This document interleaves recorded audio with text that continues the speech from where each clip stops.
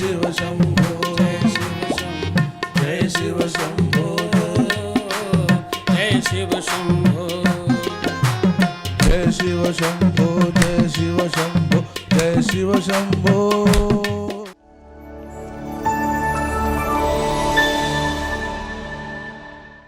महाराज दक्ष श्राप दे रहे हैं भगवान शिव को। उस शिव को इसे त्रिलोकीनाथ कहते हैं। बहुत सारी बातें कही। अत से बोलने के बाद नंदी को बहुत अच्छा नहीं लगा।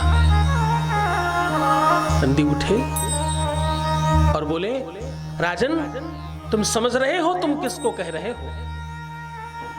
तुम्हें मालूम है कि तुम किसके बारे में बात कर रहे हो? ये वो त्रिलोकीनाथ हैं जिनसे पूरा त्रिलोक पल रहा है। तुम उनसे झगड़ा कर रहे हो जिससे पूरा का पूरा विश्व आराम विराम और आयाम पाता है। शायद तुम अपने क्रोध में और अपने अहंकार में ये भूल बैठे हो राजन कि तुम किसे कह रहे हो।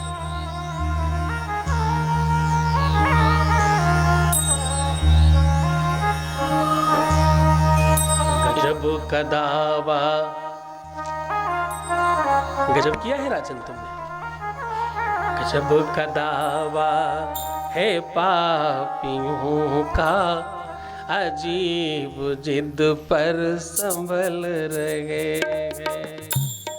का दावा है पापियों का, अजीब जिद पर संभल रहे। गजब का दावा है पापियों का, अजीब जिद पर संभल रहे हैं। गजब का दावा है पापियों का, अजीब जिद पर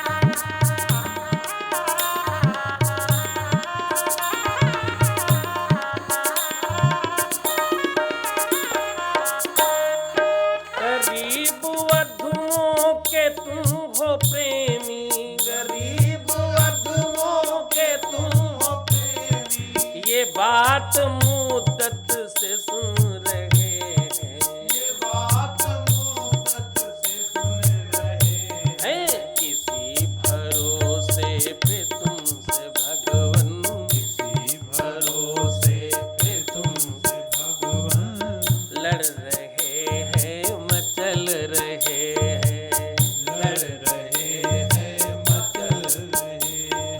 गजब का दावा है पापियों का, अजीब ढंग से मचल रहे हैं, गजब का दावा है पापियों का, अजीब ढंग से मचल रहे हैं। उन्हीं से लड़ते हैं और झगड़ते, उन्हीं से लड़ते और झगड़ते, त्रैलोक के दिन से पल रहे हैं। गजब का दावा है पापियों का, अजीब ढंग से मचल रहे हैं। हाँ, गजब दावा है पापियों का, अजीब ढंग से मचल रहे हैं। जय हो आपकी।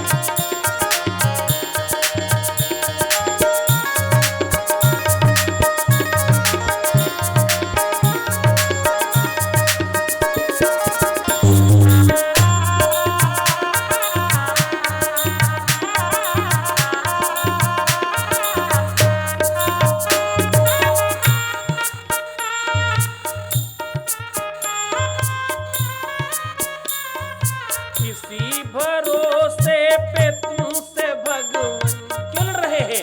यही तो एक भरोसा है मेरे नाथ कि तुम हमारे हो। हमारा प्रण है कि पाप कर ले, हमारा प्रण है कि पाप कर ध्यान से सुनना, हमारा प्रण है कि पाप कर ले, हमारा प्रण है कि पाप कर ले, तुम्हारा प्रण है कि पाप हर ले, तुम्हारा प्रण है कि पाप हर ले।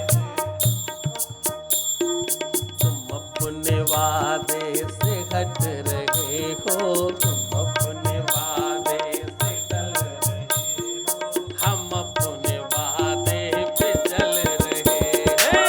गजब का दावा है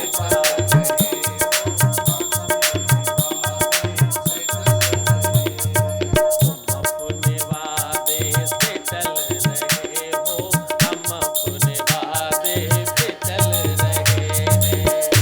अपने वादे से चल रहे हो, हम अपने वादे पे चल रहे हैं। गजब का दावा है पापियों का, अजीब ढंग से मचल रहे हैं।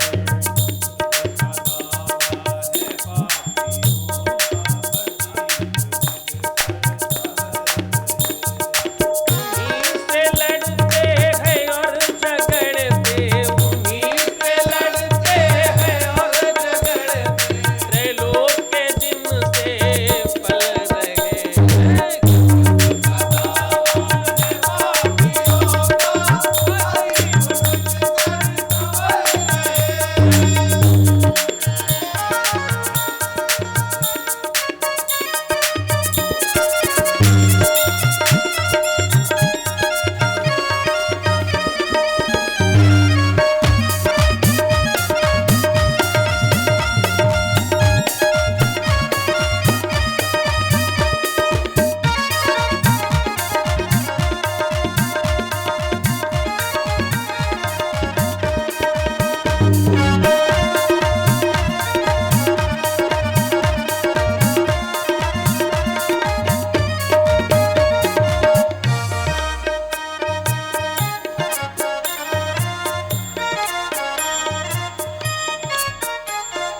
नहीं है आंखों में अश्रुधारा, नहीं है आंखों में अश्रुधारा। कोई शर्मिंदगी थोड़ी है ये करने में।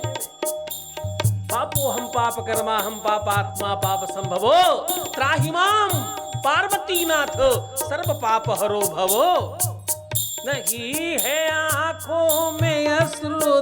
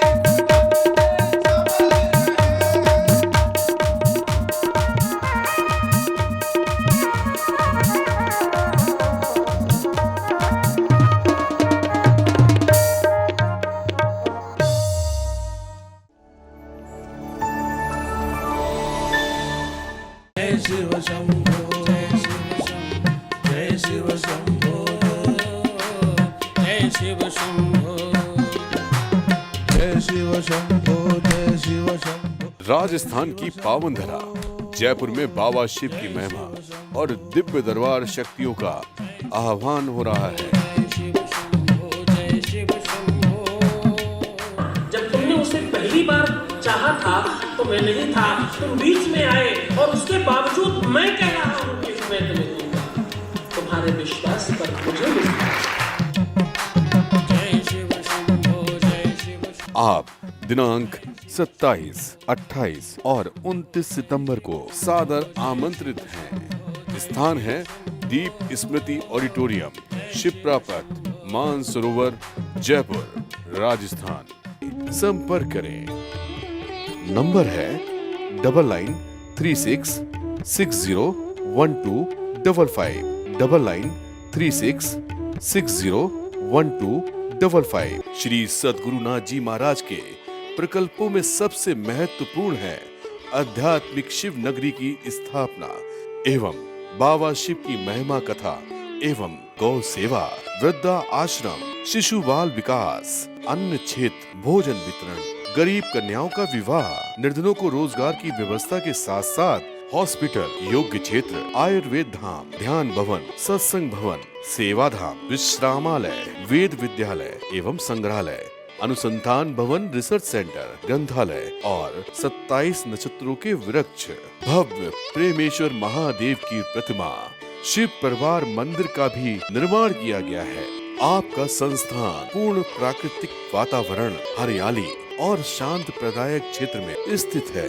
यहाँ हजारों लोगों को भगवान शिव की भक्ति से जोड़ने के साथ साथ सतमार्ग पर चलना भी सिखाया जाता है। यहाँ वेद, वेदांग, पुराण, शास्त्र, ज्योतिष, आयुर्वेद इत्यादि पर रिसर्च के साथ साथ शिक्षा का भी प्रबंध है। यहाँ रहने का अनुभव वैसा ही है जैसे शिव भक्त रहना चाहते हैं। आप इन प्रकल्पों से जुड़ने के लिए, दान के लिए संपर्क करें 9936601255। अधिक जानकारी के लिए 8447832114।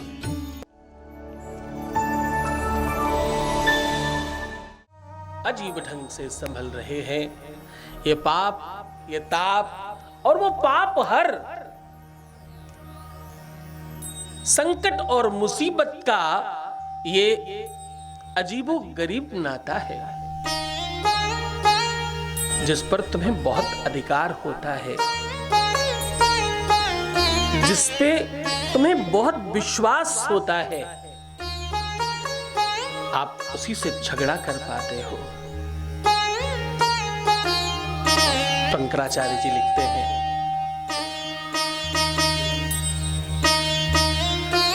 अपराध परंपरा परम। क्या कह रहे हैं? कह रहे हैं अपराध परंपरा परम। ये मेरी परंपरा है अपराध करना, ये कोई नई बात नहीं है।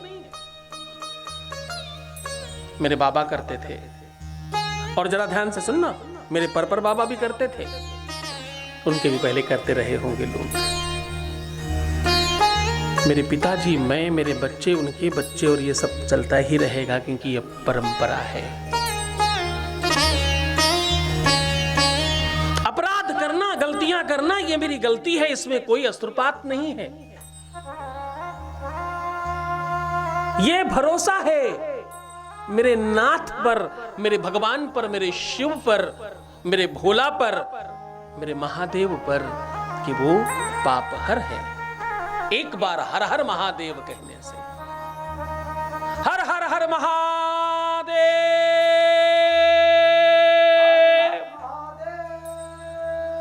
एक बार हर हर महादेव कहने से कई जन्मों के पाप नष्ट हो जाते हैं, तो हमारे क्यों नहीं नष्ट हो?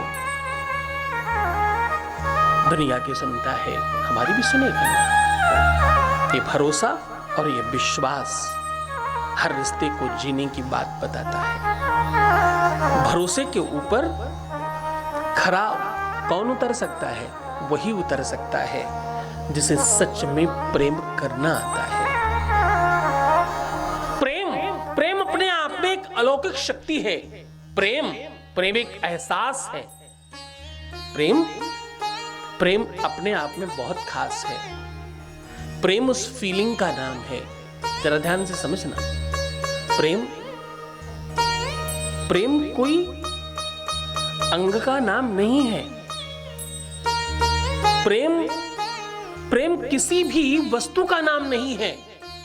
प्रेम प्रेम किसी आभूषण का नाम नहीं है। प्रेम प्रेम संपत्ति का नाम भी नहीं है। प्रेम क्या है? प्रेम एक एहसास है, एक अनुभूति है, एक सुखद आनंद का अनुभव है। किसी मां से पूछो, जब वो अपने बच्चे का आलिंगन करती है तो क्या मिलता है? उसे वो सुखद एहसास मिलता है प्रेम का। और ये मां केवल मनुष्य हुई ही हो जरूरी नहीं है। जब गाय के पास बछड़ा जाता है तो वो गैया मैया का दूध अपने आप छलक उठता है। ये उसी प्रेम के एहसास का प्रतिरूप है। हाँ? जिस प्रकार से मौसम और ऋतुओं का प्रेम वृक्षों से होता है, जैसे ही वो मौसम आता है उस मौसम में वो वृक्ष वैसा फल देने लगते हैं। और फल के पहले वो सुखद एहसास करते हैं और पुष्प आते हैं। पुष्प क्या है? पुष्प प्रसन्नता का प्रतीक है। प्रेम जब मिलता है तुम्हें तो तुम पहले खुश होते हो, तुम प्रसन्न होते हो, तुम आनंदित होते हो। वो आनंद का प्रतिरूप है गाय का दूध, वृक्षों के फूल, पुष्प और फल। हाँ, सुगंध, गंध, आनंद, श्रृंगार। जब पृथ्वी पर आसमान से प्रेम रूपी जलवृष्टि होती है, जब धरा पर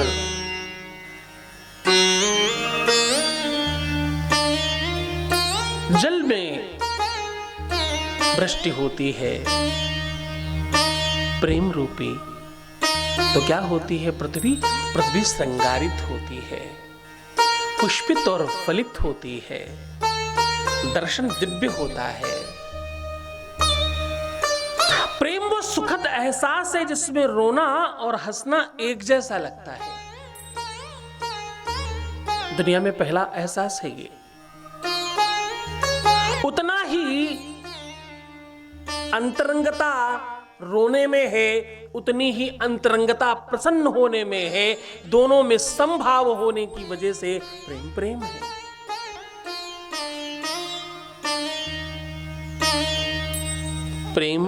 प्रेम में दर्द भी सुख प्रदान करता है।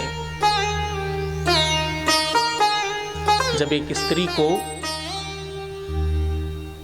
ममता मिलती है, जब एक स्त्री को मां बनने का परमात्मा अवसर प्रदान करता है, तो उस समय वो बहुत शारीरिक पीड़ा से पीड़ित होती है वो। लेकिन वो पीड़ा, वो दर्द, वो तकलीफ मातृत्व प्रेम के आगे शून्य हो जाता है।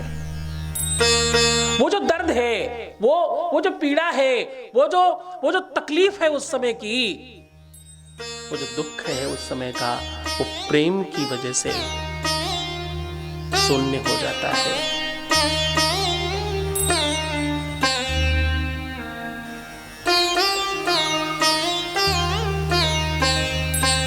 भगवान शिव जब प्रतिपादित कर रहे हैं,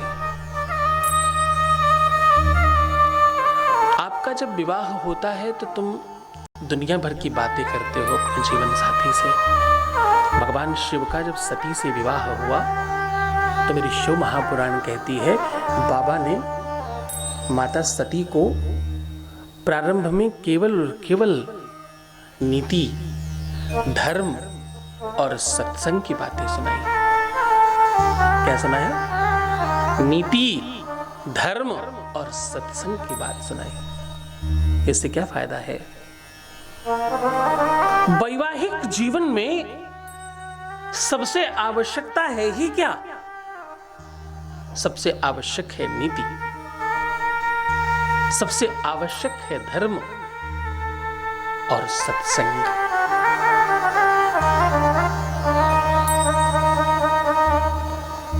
तुम गलती कहां करते हो? तुम गलती करते हो सबसे ज्यादा बड़ी कि तुम्हारे पास हर चीज का एक एक्सक्यूज है। एक्सक्यूज समझते हो? बहुत सारे लोग एक्सक्यूज नहीं समझते होंगे। एक्सक्यूज का मतलब है, कुछ लोग एक्सक्यूज को यथास्थिति का भान कराना भी कहते हैं। कुछ लोग कहते हैं कि जैसा था वैसा बता दिया। कुछ लोग एक्सक्यूज को बहाना कहते हैं। कुछ लोग एक्सक्यूज को अपनी नाकामी कहते हैं। कुछ लोग एक्सक्यूज को अपनी बुद्धिमानी कहते हैं। अब देखो, बंटते जाओ तुम सब, तुम अलग अलग भाग में बट रहे हो, तुम में से ही सब लोग हो इनमें से। कुछ लोग अपनी बौद्धिक क्षमता कहते हैं एक्सक्यूज को। कुछ लोग अपनी उपलब्धि बताते हैं एक्सक्यूज को। मैंने उनसे ये कहा, फिर उन्होंने ये कहा, फिर उन्होंने ऐसा कह दिया, फिर उन्होंने ये कहा। अरे महामूर्खों, तुमने ये कहा, उन्होंने वो कहा, उन्होंने ये कहा, इसके बजाय ये बताओ ना तुमने किया क्या है।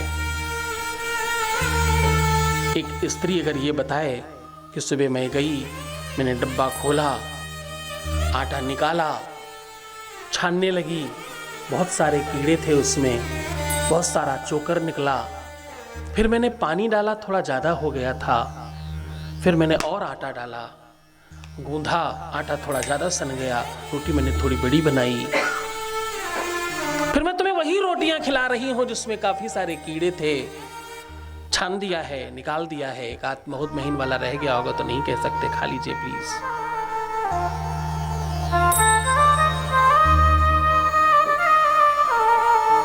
नहीं,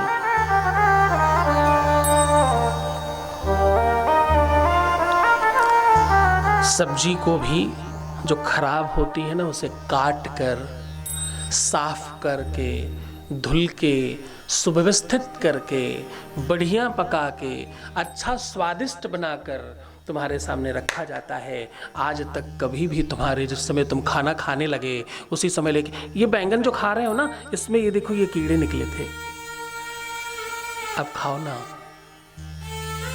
ये वही भिंडी है, इसमें इतने लंबे लंबे कीड़े निकले, आज खाइए ना प्लीज।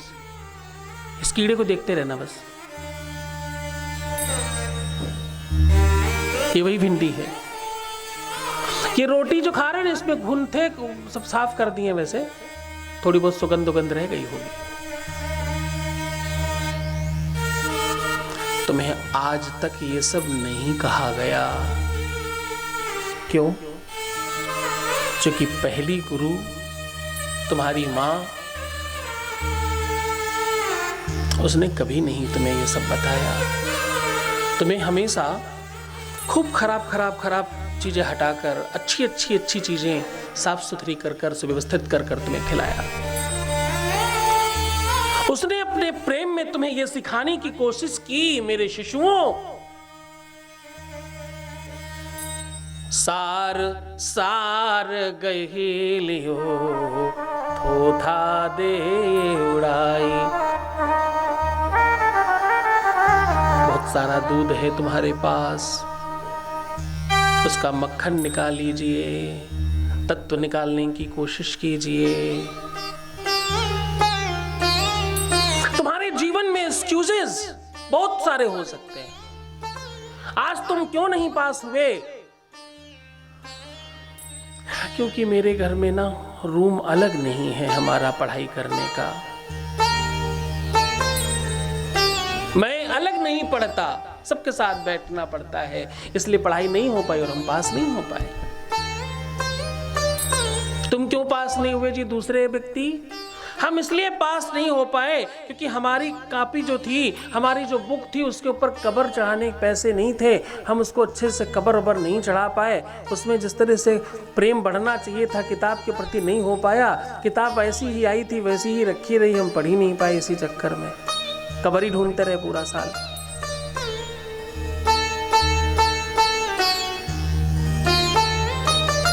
सुबह क्यों नहीं उठे? क्योंकि रात में देर से सोए थे। देर से क्यों सोए थे? क्योंकि सुबह देर से उठे थे। सुबह क्यों नहीं उठे? क्योंकि देर से सोए थे। देर से सोए क्यों? क्योंकि देर से उठे थे। अब करें क्या? दोनों तरफ तो एक्सक्यूज है। देर से क्यों सोए? क्योंकि देर से उठे थे। देर से उठे क्यों? क्योंकि देर से सोए थे। करें क्या? तुम मोटे क्यों हो? क्योंकि मैं एक्सरसाइज नहीं कर पाता, समय नहीं मिलता। तुमको समय क्यों नहीं मिलता? क्योंकि मैं हर काम धीरे से करता हूं, धीमे धीमे करता हूं, क्योंकि मैं मोटा हूं ना।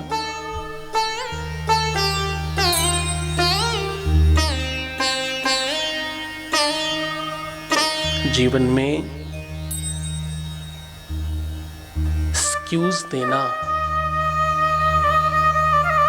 तुम्हारी नाकामी का पहला सोपान है। पहला सोपान मतलब सीढ़ी होती है, पहली सीढ़ी है।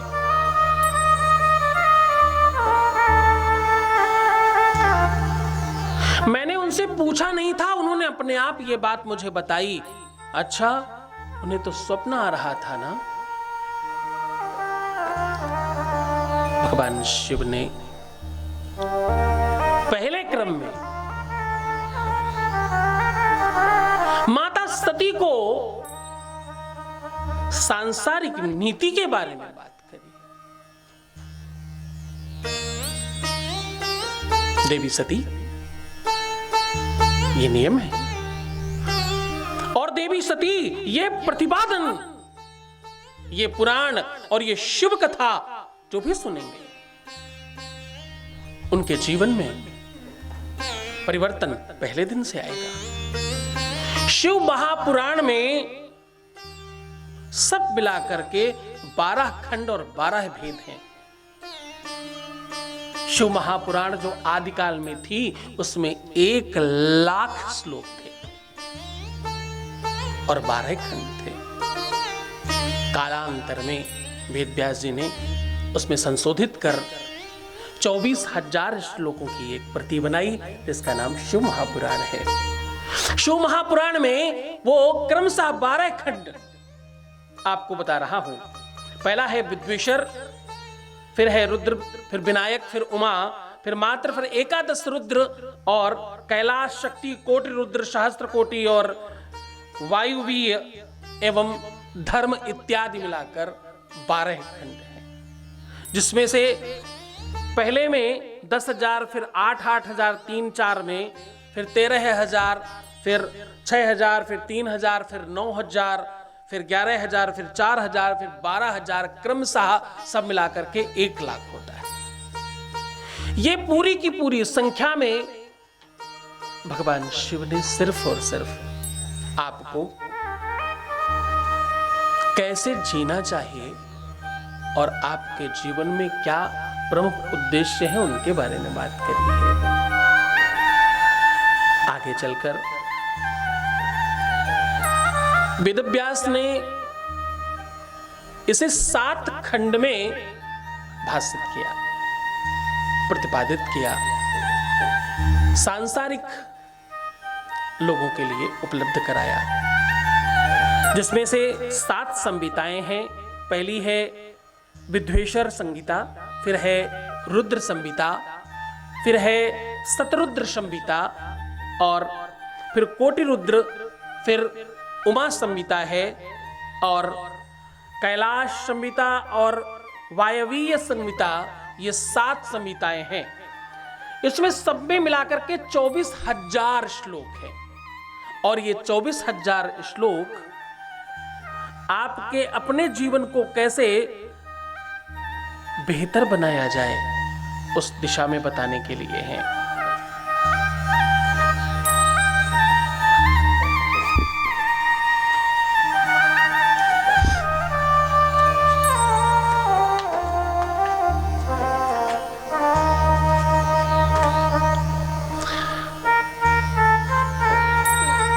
शिव महापुराण महात्म्य में पहले आपने सुना पंडित देवराज के जीवन में इतने सारे दोष होने के बावजूद बहुत पाप कर्म करने वाला एक पंडित अंत में सिर्फ उसकी मां की सबसे अच्छी आदत कि वो भगवान शिव को एक लोटा जल रोज जरूर चढ़ाती। सिर्फ बाबा की भक्ति की वजह से उसे शिवलोक मिला।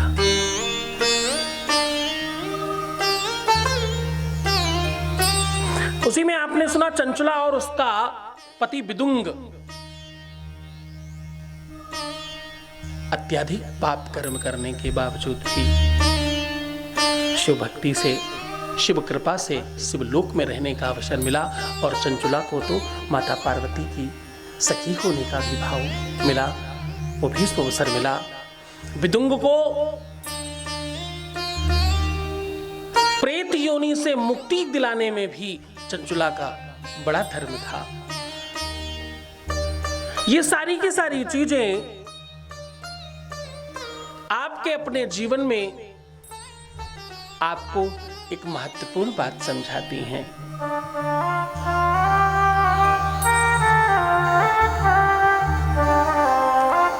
सुनी, एसी बंद है, एसी एक बार उठा तो कम से कम आएगा तो पता चल जाएगा।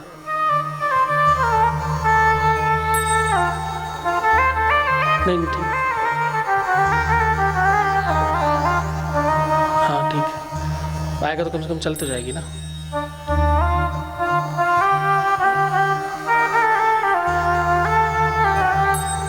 आगे भी तो व्यास जी लिखते हैं, सूत जी सौनकादिक ऋषियों से कह रहे हैं, भगवान ब्रह्मा के मानस पुत्र नारद जी तपस्या में रत थे। तपस्या कर रहे थे और उनकी तपस्या भंग करने के लिए कामदेव पहुंचे और कामदेव ने प्रयत्न किया कि महात्मा नारद की तपस्या भंग हो जाए।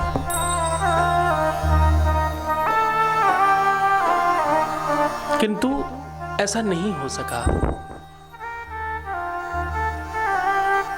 उस स्थान की महिमा, नारद के ऊपर काम का कोई प्रभाव नहीं पड़ा। नारद की तपस्या संपूर्ण हुई। इस बात से नारद को बहुत आनंद और अभिमान हुआ।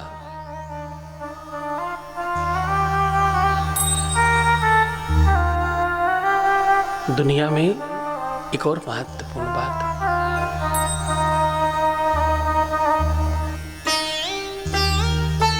यथासंभव आप तप करें, आप जप करें, आप साधना करें, आप पूजन करें, इसमें कोई खराब बात नहीं, बहुत अच्छा है ये तो। ऐसा करने से आपको श्रेष्ठता मिलती है।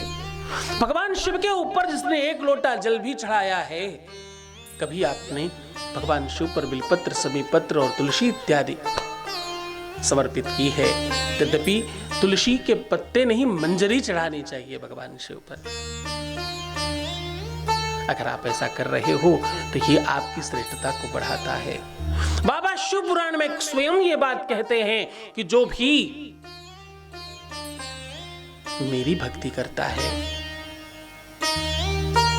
उसे मैं वो सब कुछ प्रदान करता हूं। भोग चाहे तो भोग दे डारूं, मोक्ष चाहे तो मोक्ष दे टारूं। भक्त तो न लेन न देन करें, इनको न टारो जाए।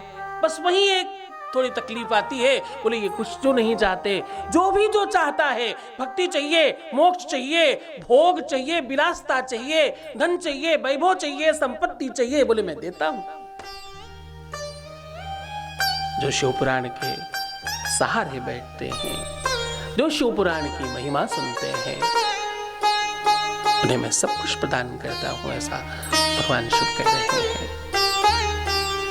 लेकिन जिसे अभिमान है, जिसे घमंड है किसी बात पर, और अभिमान सिर्फ उतनी बात का नहीं होता, ध्यान से समझना। अभिमान को तुम ये मत समझना कि जो केवल अपने धन और वैभव को प्रदर्शित कर रहे हैं। अभिमान बहुत तरीके के होते हैं। शिव महापुराण में इस बारे में बड़ा विस्तृत चर्चा है। अध्याय 4, 5, 6, 7 में लगातार केवल और केवल अभिमान पर चर्चा की गई। किसी को अपने रूप का अभिमान है, किसी को लगता है कि मैं बहुत सुंदर हूं, मैं बड़ा स्वरूपवान हूं, मेरी कदकाठी, मेरी बॉडी, मेरा आवरण और मेरी आकृति और मेरा सौंदर्यता बहुत पर्याप्त मात्रा में दिव्य है, और इसकी वजह से पूरा विश्व लालायित होता है। किसी को ऐसा लग सकता है। बाबा शिव कहते हैं, जिन्हें भी ऐसा लगता है वो एक बार कहीं ऑपरेशन करते हुए किसी को देखें, और जैसे ही ये ऊपर की खाल हटेगी, असली सुंदरता अंदर से निकलेगी, और वो देखकर आपको बहुत अच्छा नहीं लगेगा। ये जितनी भी सौंदर्यता है, ये जितनी भी सुंदरता है, ये सब मेरे नाथ का दर्शन है मात्र। क्योंकि सुंदर कौन है? सुंदर शिव है। सत्यम शिवम सुंदरम, सत्यम शिवम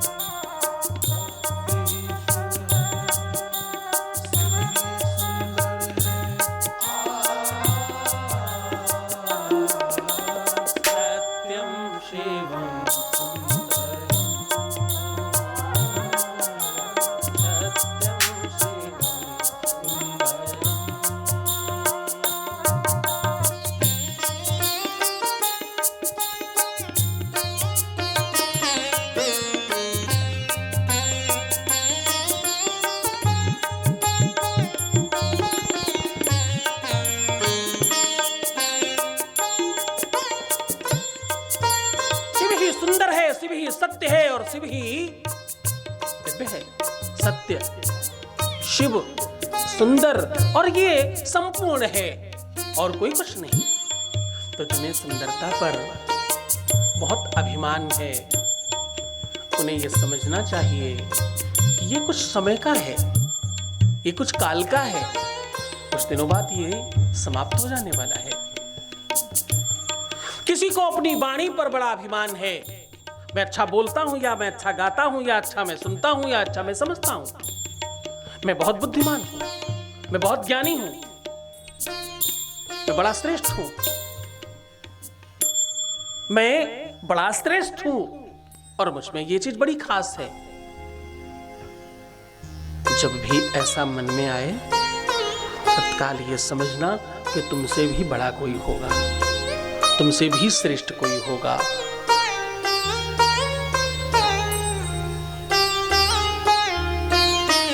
एक नगर में एक संत गए। उन्होंने देखा एक स्त्री बड़ी सुंदर है और बहुत अच्छी लग रही है, बहुत दिव्य छवि है उसकी, उसको निहार रहे थे। उस लड़की ने कहा कि महात्मा क्या देख रहे हैं, किस बात से आप लोभित हो रहे हैं? मेरा रूप, मेरा लावण्य, मेरी सुंदरता, मेरा श्रृंगार, आप किसके प्रति आकर्षित हो रहे हैं? आप तो महात्मा हैं,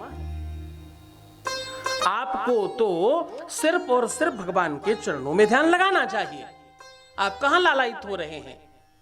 मैंने तो सुना है कि संतों को किसी भी प्रकार की वासना में नहीं जाना चाहिए। मैं युवा हूं, मैं सुंदर हूं, मैं अच्छी दिखती हूं, कहीं आप मेरी सौंदर्यता में प्रभावित तो नहीं हो रहे? वो बोलती गई, संत सुनते गए। जब उसका बोलना बंद हुआ तो वो मुस्कुराए और बोले, हाँ, मैं कुछ देर के लिए तुम्हारी सुंदरता को देख तो रहा था। हाँ, मैं कुछ क्षणों के लिए तुम्हें देखा तो सही, लेकिन तुमको नहीं। मैं तो ये सोच रहा था, तुम कितनी सुंदर हो, अगर बनाने वाला मिल जाए, जिसने तुम्हें बनाया है वो कितना सुंदर होगा। हाँ, जिसकी रचना इतनी सुंदर है वो स्वयं कितना सुंदर होगा। मैं उसकी सुंदरता का दर्शन कर रहा हूं, मैं उसे ध्यान दे रहा हूं। एक से एक बड़ी बड़ी अदाकाराएं जो अपने समय में बड़ी सुंदर थीं, आज उन्हें देखिए, उनकी सुंदरता नहीं है। जो चीज कल थी आज नहीं है, आज है कल नहीं होगी। तो समाप्त हो जाने वाली चीजों के प्रति लोभ है क्या तुम्हारा? उस पर अभिमान है। और अभिमान इतना ही नहीं, अब मैं ऐसी बात कहने जा रहा हूं जिस पर तुम लोगों को थोड़ी देर यकीन कम होगा। दुनिया में बड़ी संख्या में लोग हैं जो महामूर्ख हैं, और उन महामूर्खों को अपनी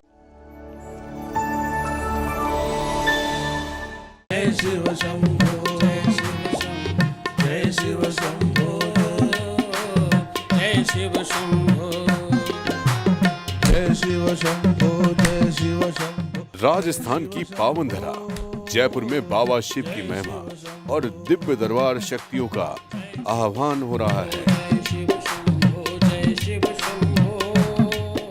जब तुमने उसे पहली बार चाहा था तो मैं नहीं था, तुम बीच में आए और उसके बावजूद मैं कह रहा हूं कि मैं तुम्हें दूंगा। तुम्हारे विश्वास पर मुझे विश्वास।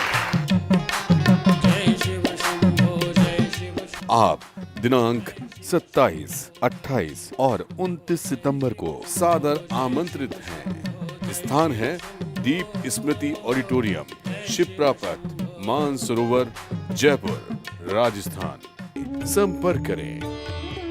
नंबर है 9936601255, 9936601255। श्री सद्गुरुनाथ जी महाराज के प्रकल्पों में सबसे महत्वपूर्ण है आध्यात्मिक शिव नगरी की स्थापना एवं बाबा शिव की महिमा कथा एवं गौ सेवा, वृद्धा आश्रम, शिशु बाल विकास, अन्न क्षेत्र, भोजन वितरण, गरीब कन्याओं का विवाह, निर्धनों को रोजगार की व्यवस्था के साथ साथ हॉस्पिटल, योग्य क्षेत्र, आयुर्वेद धाम, ध्यान भवन, सत्संग भवन, सेवा धाम, विश्रामालय, वेद विद्यालय एवं संग्रहालय, अनुसंधान भवन, रिसर्च सेंटर, ग्रंथालय और 27 नक्षत्रों के वृक्ष, भव्य प्रेमेश्वर महादेव की प्रतिमा, शिव परिवार मंदिर का भी निर्माण किया गया है। आपका संस्थान पूर्ण प्राकृतिक वातावरण, हरियाली और शांत प्रदायक क्षेत्र में स्थित है। यहाँ हजारों लोगों को भगवान शिव की भक्ति से जोड़ने के साथ साथ सतमार्ग पर चलना भी सिखाया जाता है। यहाँ वेद, वेदांग, पुराण, शास्त्र, ज्योतिष, आयुर्वेद इत्यादि पर रिसर्च के साथ साथ शिक्षा का भी प्रबंध है। यहाँ रहने का अनुभव वैसा ही है जैसे शिव भक्त रहना चाहते हैं। आप इन प्रकल्पों से जुड़ने के लिए, दान के लिए संपर्क करें 9936 601255। अधिक जानकारी के लिए 8447832114। मूर्खता पर अभिमान है। उन्हें लगता है कि मैं बहुत बुद्धिमान हूं। यह भी तो एक अभिमान है। दुनिया का सक्सेस रेट इतना कम क्यों है? विश्व में सारे के सारे लोग गूगल के जैसे क्यों नहीं है, या गूगल के मालिक जैसे संपन्न क्यों नहीं है? माइक्रोसॉफ्ट के मालिक जैसे सफल क्यों नहीं है? क्यों दुनिया में टाटा, अंबानी और बहुत जो बड़े बड़े बड़े बड़े धनाढ्य लोग हैं, वैसे सारे लोग क्यों नहीं? उनके आसपास क्यों नहीं? क्या खास बात है उनमें?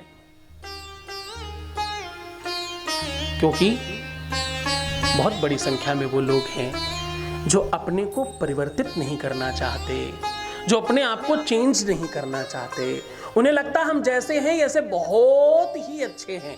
उन्हें कभी अवसर मिले अपनी स्वयं की बखान करने की, तो जरा सुनना कितना बखान करेंगे। अरे मैंने उनके लिए तो ये कर दिया था, मतलब मैं नहीं होता तो वो ही नहीं होते। अरे साहब, तुम बहुत सारी जगहों पे नहीं हो तो क्या वो सब नहीं। तुम जिस दिन श्रेष्ठ होगे उस दिन तुम्हारी श्रेष्ठता, तुम्हारा बल तुम्हारे अंदर भी दिखेगा, दूसरे में ही नहीं, तुम में भी। मैंने किसी को बहुत सारा परफ्यूम, सेंट और सुगंध बेची है, तो मेरे कपड़े भी सुगंधित हो गए होंगे, इसमें कोई संदेह नहीं है। सुगंध बेचने वाला जब सुगंध बेचता है तो उसके खुद के कपड़े बहुत सुगंधित हो जाते हैं। वो जगह सुगंधित हो जाती है जहां पर वो सुगंध रखी जाती है। तो तुम सुगंधित क्यों नहीं हुए? इसका मतलब तुम भ्रम में हो, तुम उस अभिमान में हो। जिसे तुम बुद्धिमानी समझ रहे हो वो तुम्हारा अभिमान है। और एक खास बात,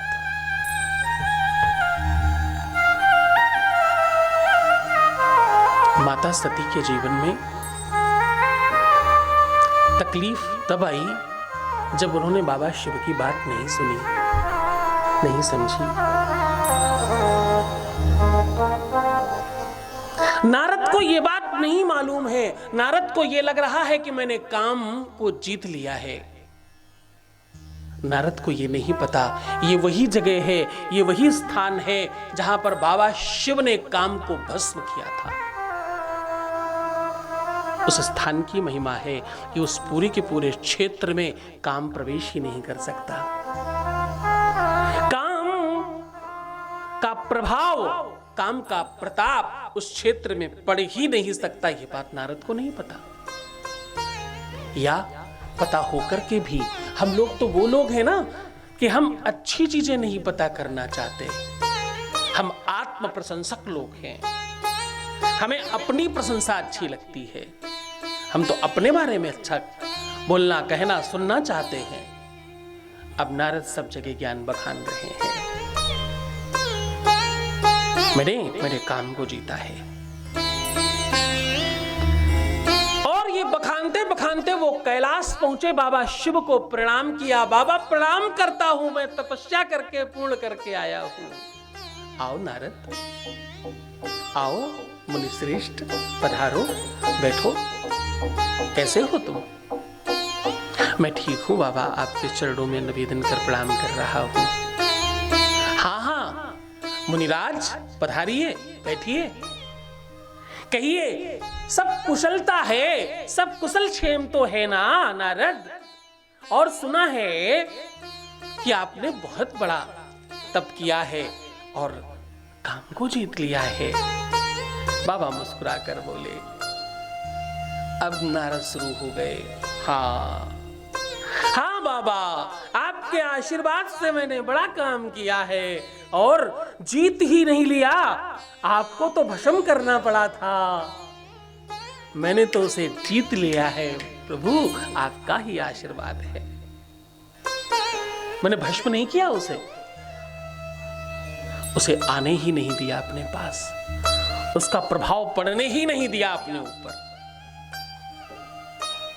मैं ऐसी तपस्या कर रहा था, मेरे तप के प्रभाव से काम वहां प्रवेश ही नहीं कर सका।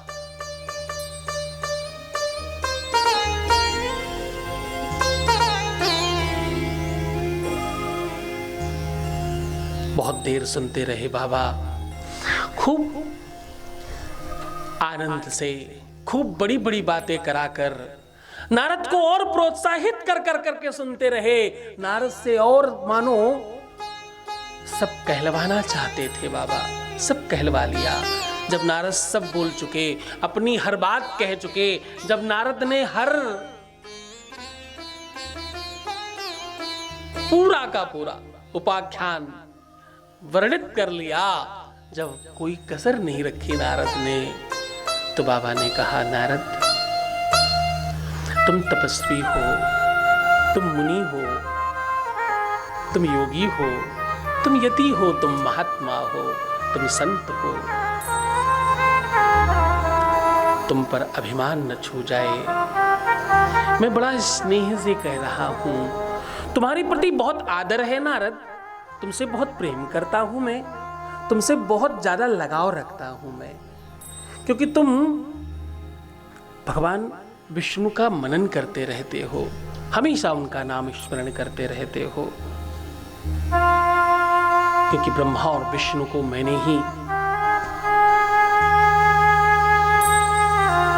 जन्म दिया है, ब्रह्मा और विष्णु का मैंने ही निर्माण किया है, तो मुझे बहुत अच्छा लगता है नारद कि तुम भक्त हो। मैं तुम्हें स्नेहवश कह रहा हूं, ये बात तुमने जो मुझे कही ये किसी और को मत कहना। जो मुझे कहा मुझे बड़ा अच्छा लगा, लेकिन नारद ये बात तुम किसी और को मत कहना। नारद ध्यान रहे, इस संदर्भ में किसी से बात मत करना। जी जी बाबा, जैसा आप कहें। नारद वहां से निकले और ऐसा माया में पड़े हुए थे नारद कि नारद को लगा शायद बाबा को ईर्ष्या है मुझसे,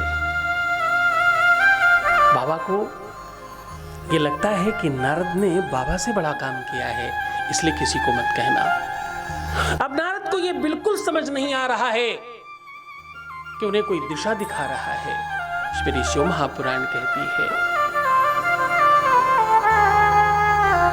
कि जिस पर संकट आने वाला होता है उसकी मति पहले खराब हो जाती है, उसकी बुद्धि पहले खराब हो जाती है।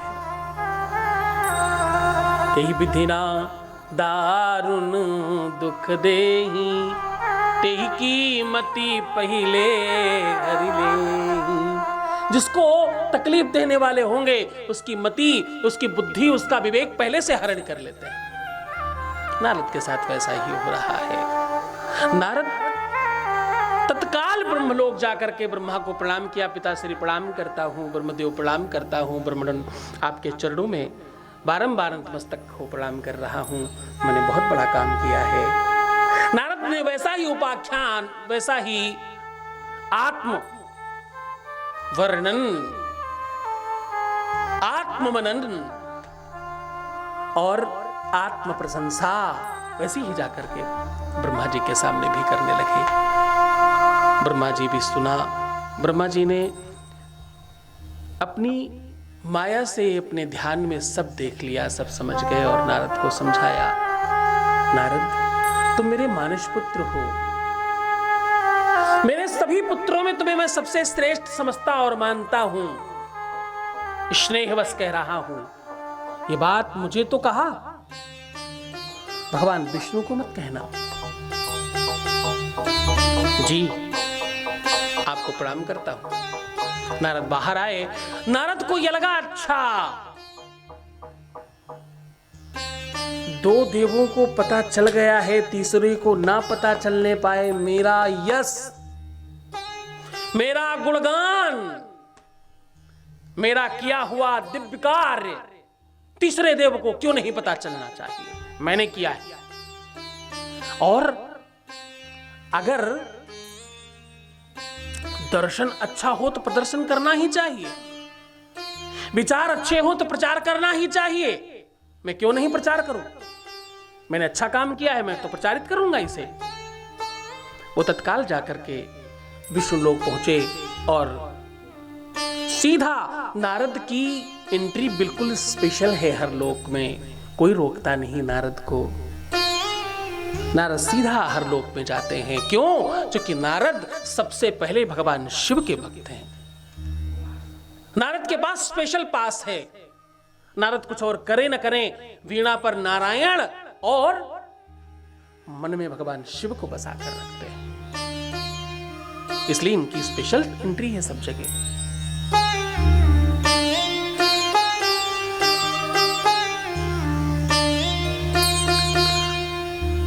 जैसे ही विष्णु लोक पहुंचे, भगवान विष्णु ने पहले ही सब जान लिया और मुस्कुराए, बोले नारद, तुम्हारे यश का गान हो रहा है तीनों लोकों में, तीनों लोक में तुम्हारी जय जयकार हो रही है और मैंने सुना है तुमने काम को जीत लिया है। बोले हाँ प्रभु, मैंने तो भस्म भी नहीं किया, उसका प्रभाव मैंने अपने ऊपर नहीं पड़ने दिया, काम का प्रभाव मेरे ऊपर पड़ा नहीं, मैंने उसे जीत लिया है। मैं तपस्वियों में सबसे श्रेष्ठ हूं प्रभु, आपके ही चरणों का प्रसाद है, आपकी दिव्य कृपा से मैं ये काम कर पाया हूं। भगवान मुस्कुराए, बहुत देर तक नारद से यहां वहां की बातें करते रहे और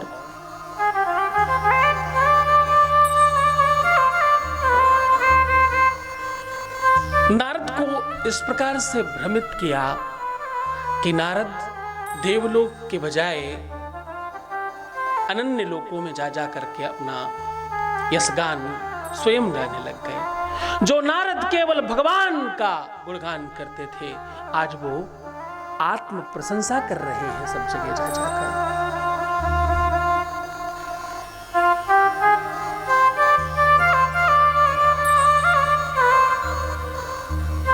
जब आपके जीवन में सबसे बड़ा संकट आने वाला होता है तो क्या होता है? सबसे पहले आप आत्म प्रशंसक हो जाते हैं और आप ही नहीं, आपके आसपास बड़े चापलूस पैदा हो जाते हैं, आपकी बड़ाई करने वाले, आपको खूब अच्छा अच्छा बताने वाले। और ध्यान रखना, इंसान के पतन का सबसे बड़ा कारण है इंसान खत्म हो ही तब सकता है, भगवत कृपा है कि आपको आपके आसपास सुधारने वाले लोग मिले, ईश्वर की कृपा है। ये बाबा की महती अनुकंपा है कि कोई सुधारने वाला मिले, आपको कोई संभालने वाला मिले।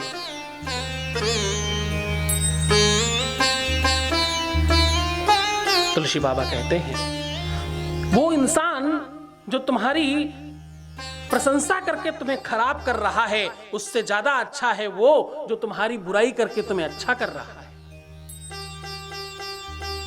चिकिंदकनियरे राखिए, आंगन कुटी छवाए। जो निंदा कर रहे हैं तुम्हारी, तो तुम्हें ठीक करना चाहते हैं, तो तुम्हें बेहतर बनाना चाहते हैं, आप उनके प्रति थोड़ा भाव अच्छा रखना, उनके प्रति थोड़ा प्रेम रखना। और जो मच्छर प्रजाति के लोग हैं,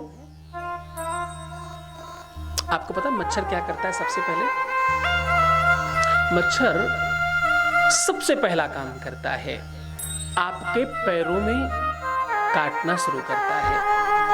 क्या करता है सबसे पहले? मच्छर सबसे पहले कहां काटता है? आपके पैरों में काटता है। फिर क्या करता है? फिर कान में आके गुनगुन गुनगुन गुनगुन गुनगुन करता है। और फिर क्या करता है? फिर भैया यहां वहां जहां तहां बैठकर आपका खून पीता रहता है, तो बचकर रहना। ऐसे लोग हम सबके आसपास बैठे हैं, ऐसे लोग तुम्हारे आप भी आसपास में होंगे। जब तुम अपने बारे में, ध्यान से समझना, जब तुम अपने बारे में लोगों को बता रहे हो, जब तुम अपने बारे में लोगों से डिस्कशन कर रहे हो, मंत्रणा कर रहे हो, तो तुम समझना कि तुम एक अपराध कर रहे हो, और इस अपराध को सोच समझ कर करना।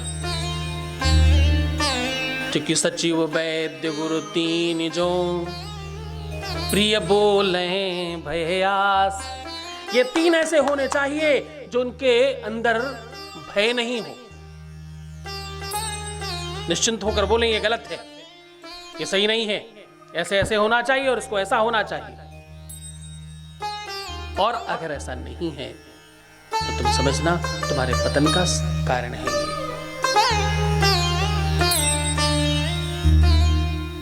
जितना हो सके यथासंभव प्रयत्न कीजिए। आप अपनी बातें किनको शेयर कर रहे हैं, किनको बता रहे हैं, इस बात पर ध्यान रखना। किसको बताना है? अपने से श्रेष्ठ व्यक्ति को, जो तुमसे बेहतर हो, जो तुमसे श्रेष्ठ हो, जो तुमसे बेहतर हो, जो तुमसे अच्छा हो, उसी को बताना। तुम क्या करते हो? तुम अपने समकक्ष लोगों को बताते हो, अपने से नीचे लोगों को बताते हो।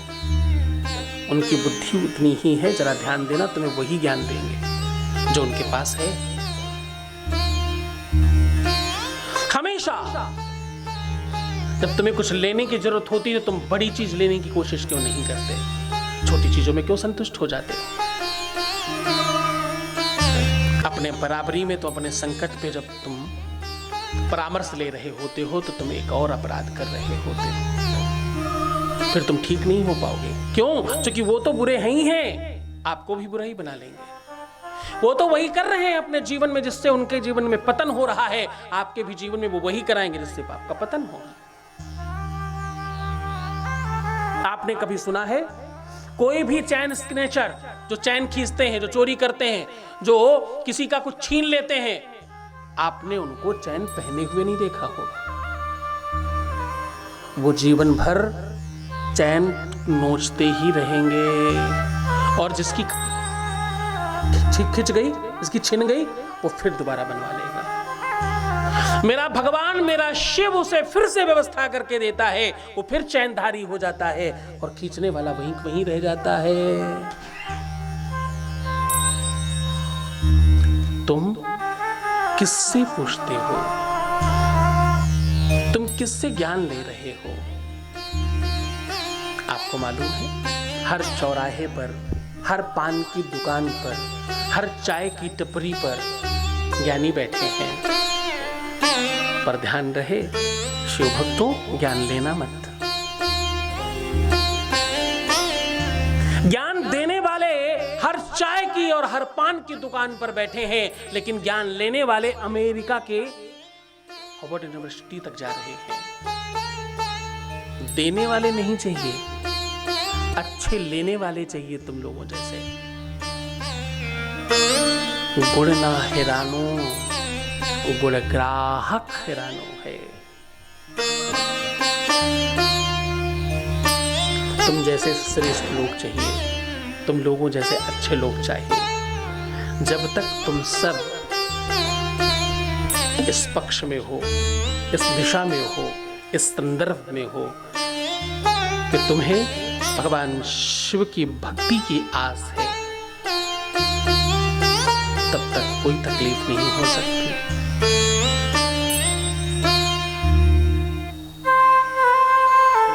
एक बूढ़ी मैया बड़े संकटों से अपने परिवार को पाल रही हैं। एक बूढ़ी मैया बिना अपने पति के, बिना किसी सहारे के, बिना किसी धर्म के, बिना किसी धन के अपने बच्चों का पालन पोषण कर रही है। और घर में जब पकवान कुछ बनता है, कुछ भोग बनता है, कुछ भोजन बनता है, तो उनके ही घर में एक बिलपत्र का पेड़ है, उसके नीचे एक कंकड़ रखा है, बस उसी पर रख देती है, क्योंकि मंदिर जाने का समय नहीं है। बच्चे बहुत अच्छे नहीं हैं, बहुत श्रेष्ठ नहीं हैं। बच्चे कुछ अच्छा कर्म नहीं करते, क्योंकि कुल दूषित है ना, तो बच्चे कुछ पाप कर्म में हैं, कहना नहीं मानते, बात नहीं समझते, पर माँ का दिल है, वो सबके साथ बड़ा संभाव करती, वो बड़ा संभाव करती और सबका बड़ा अच्छा पालन पोषण करती, जो उनसे बन पाता यहाँ वहां से मांग के जांच के जैसे व्यवस्था बनती अपने बच्चों का पालन पोषण करती। और यथासंभव उस बिलपत्र के पेड़ के नीचे रखे हुए कंकड़ की पूजा करती शंकर मानकर। कालांतर में शिव महापुराण कहती है,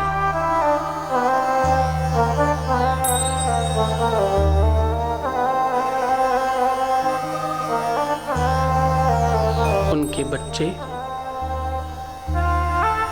केवल और केवल उनकी शिव भक्ति की वजह से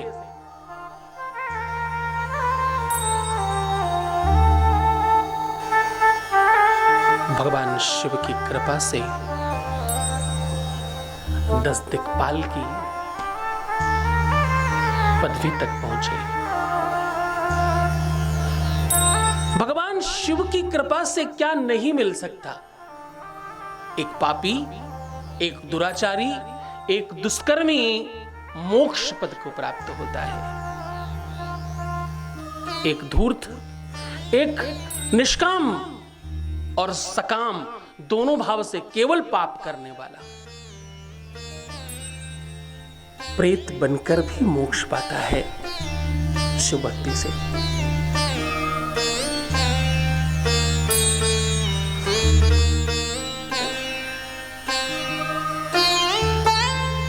नारद को कई ऋषियों ने समझाया। भगवान ब्रह्मा के मानस पुत्रों ने नारद के साथ बड़ा अच्छा संवाद किया। नारद, तुम आत्म प्रशंसा में कहीं ऐसा ना हो, इतनी दूर निकल जाओ कि भगवान शिव की भक्ति भूल जाओ। यहाँ तक कि शिव पुराण कहती है कि बाबा ने 2 अपने गण भेजे, नारद को समझाओ। नारद देवता हैं, ऋषि हैं, महात्मा हैं, संत हैं, अमलात्मा हैं, सिद्ध हैं, इनसे अभिमान में कोई अपराध न हो जाए। हुआ क्या मालूम है? नारद ने अभिमान बस उन दोनों गणों को भी श्राप दे दिया। जाओ, तुम मेरे यश और मेरे सम्मान से कुंठित हो रहे हो, द्रवित हो रहे हो। तुम्हें मेरा यश देखा नहीं जा रहा है, जाओ तुम राक्षस हो जाओ।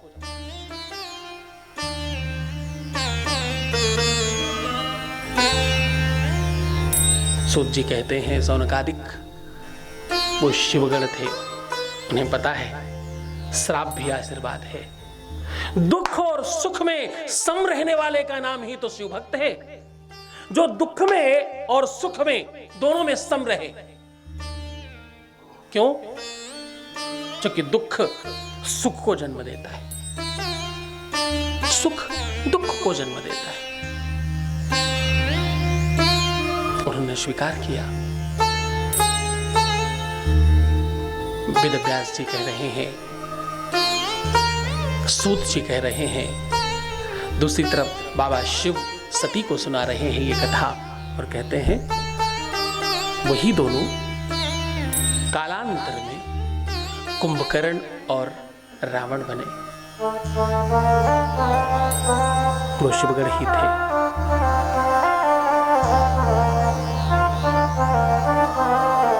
सुख और दुख में जब तुम भेद करते हो तो तुम शिव भक्त नहीं हो। अगर तुम सच्चे शिव भक्त हो तो तुम्हें दुख में भी शिव नजर आएगा। तुम क्यों नहीं कहते मेरा हर पल हर क्षण सुखमय हो रहा है और शिवमय हो रहा है। जब तुम दुखी होते हो तो तुम समझना ये क्षण मेरा शिवमय है, और जब तुम दुखी होते हो तो तुम शिवमय समझना, और जब तुम सुखी होते तो सुखमय समझना। मेरा हर क्षण हर पल शिवमय हो रहा है और सुखमय हो रहा है।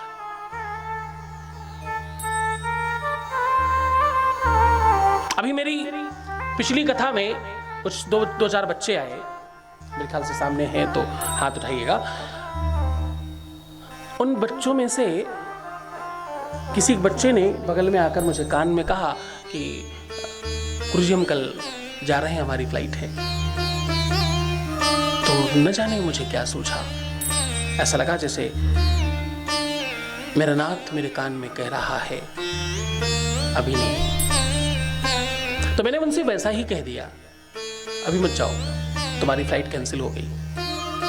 मैं अक्सर लोगों से कहता हूं कि तुम्हारी बस, तुम्हारी ट्रेन, तुम्हारी फ्लाइट कैंसिल हो गई, और मुझे इस बात पर बड़ा अभिमान है, बहुत गर्व है। मेरे बच्चे मेरी बात समझते हैं। वैसा ही हुआ, उन्होंने अपनी फ्लाइट कैंसिल कर दी। और कैंसिल की ये तो छोटी बात है, हुआ तो यूं तीसरे दिन उसका किसी रिक्शे पे बैठ कर जा रहे थे, वो पलट गया और उसका हाथ टूट गया, यहां फ्रैक्चर हो गया उसको। अब बात यहीं खत्म नहीं हुई। वो लड़की आई और हाथ जोड़कर बोली कि गुरुजी ये क्या, आपने तो अच्छे के लिए रोका था, यहां तो बुरा हो गया।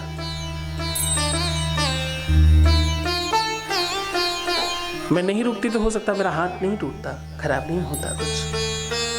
तो मैंने कहा हाँ तुम सच कह रही हो, तुम नहीं रुकती तो तुम्हारा हाथ तो नहीं ही टूटता,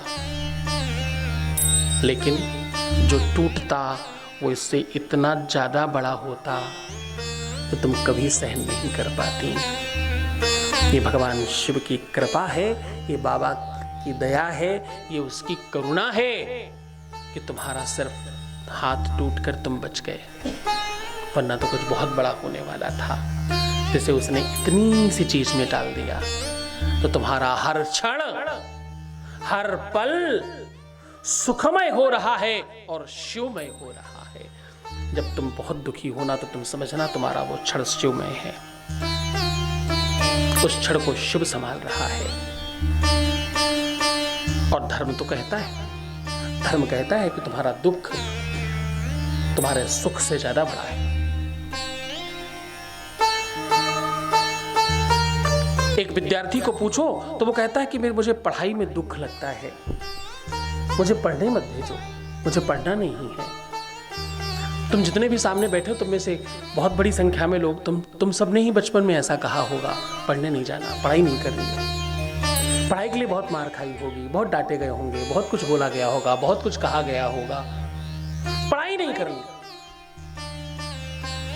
पर आज पता चल रहा है वो दुख एक्चुअली सुख था। जिसने पढ़ लिया उस दुख में आज वो सुखी है। एक किसान जब खेती करता है तो एक्चुअली उसका वो दुख है, बड़ी मेहनत कर रहा है, लेकिन जब फसल होती है तो उसे लगता है वो दुख बहुत अच्छा था, बहुत मेहनत करके हमने खेती करी, बहुत अच्छा कुछ किया, और उसका फल है कि हमें अच्छी फसल मिल रही है।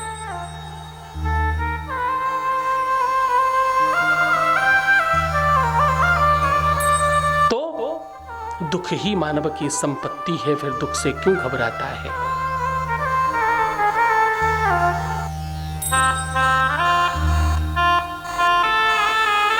ये ऐसी संपत्ति है, इसे शिवमय बनाने की कोशिश करो। अपने बुरे क्षणों को शिवमय बनाओ। जब तुम बहुत दुखी हो, जब तुम बहुत तकलीफ में हो, तो बाबा शिव का ध्यान करो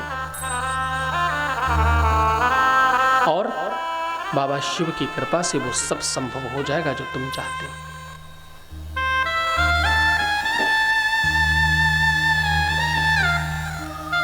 जब तुम्हारे जीवन में बहुत सारे दुख आ जाए तो तुम क्या करना, अपने घर में जो तुम रोटी बना रहे हो एक तरफ पकाना और दूसरी तरफ शिव लिख देना।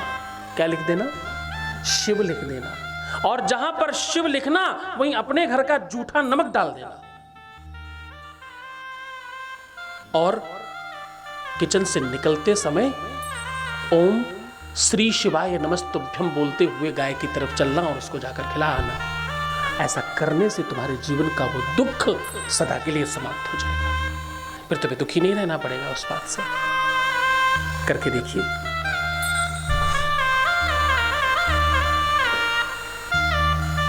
जिस समय तुम सबसे ज्यादा दुखी हो ना, कोई तुम्हारा अभीष्ट मनोकामना तुम्हारी पूरी नहीं हो रही है और तुम्हें लग रहा है कि मुझे ये कहना बड़ा मुश्किल है, मेरा हर पल हर क्षण सुखमय और शिवमय हो रहा है, अगर तुम नहीं कह पा रहे तो तुम एक काम करना, तुम्हारे घर में जो सबसे बड़ा बर्तन हो उसमें जल लेना और उस जल को पूरब से लेकर के सारी दिशाओं में थोड़ी थोड़ी देर के लिए रखना।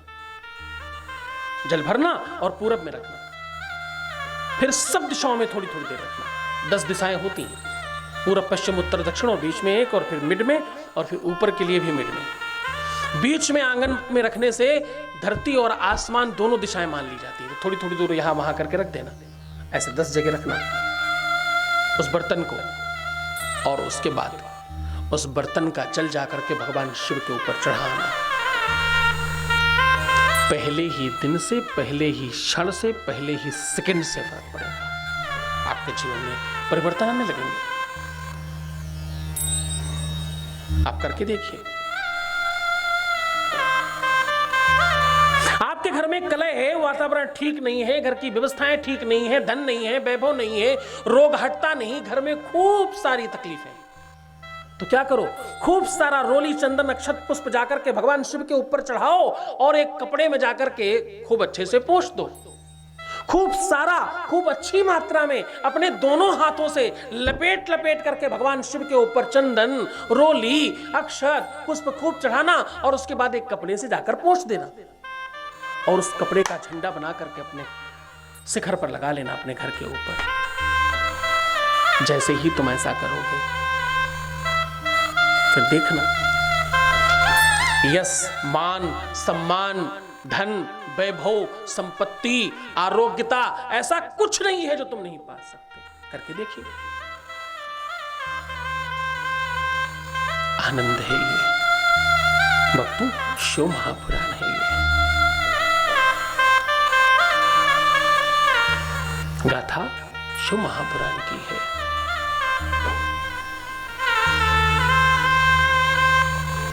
नारद ने माया से रचित एक नगर देखा। उस नगर की राजकुमारी के प्रति बहुत लालायित हो गए नारद। ध्यान से समझना, यही वही नारद हैं जिन्होंने जीवन पर्यंत विवाह न करने का संकल्प लिया है।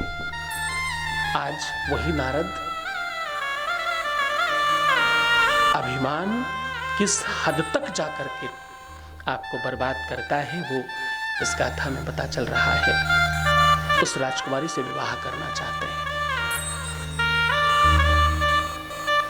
और विवाह तो करना चाहते हैं। अब देखिए वो सब कुछ बढ़ने लगा। 7 के 7 लक्षण नारद में बढ़ रहे हैं, केवल एक लक्षण की वजह से, वो अभिमान।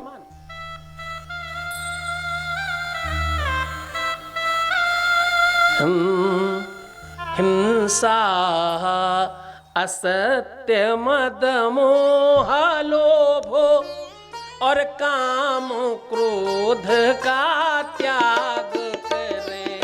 हिंसा, असत्य, मद, मोह, लोभ और काम क्रोध का त्याग करें। धर्म कहता है हिंसा, असत्य, मद, मोह, लोभ और काम क्रोध का त्याग करें। हिंसा, असत्य, मद, मोह, लोभ और काम क्रोध का त्याग करें। वो त्याग तो छोड़ो, नारद तो उसमें लिप्त होते जा रहे हैं, श्राप दे रहे हैं। क्रोध कर रहे हैं, अब असत्य की तरफ भाग रहे हैं। भगवान विष्णु से जाकर के बोले, हरि मुझे आपका रूप चाहिए। क्या बोले? हरि मुझे आपका रूप चाहिए। नारद नहीं समझ रहे हैं कि ये सब माया है। कहा भी तो क्या, हमेशा नारायण कहने वाला आज हरि कह रहा है। हरि आज मुझे आपका रूप चाहिए। ऐसा रूप बना दो जो कभी किसी ने किसी का न बनाया हो।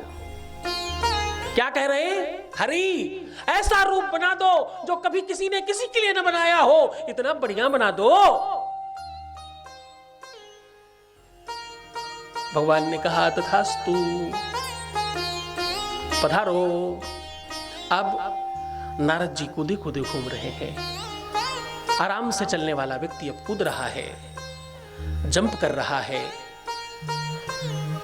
और जाकर के सबसे आगे बैठ गए। स्वयंवर का